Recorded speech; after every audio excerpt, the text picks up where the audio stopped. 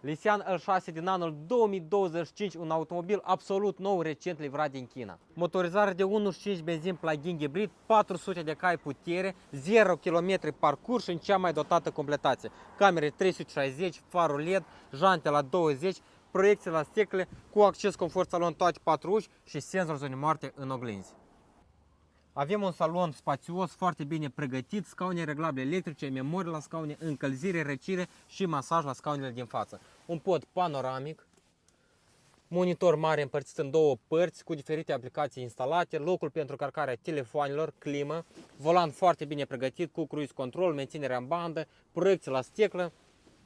Așa arată și partea din spate, avem scaune reglabile electrice, încălzire și răcire scaune partea din spate. Este un automobil foarte spațios cu port bagaj electric, ideal pentru călătorii.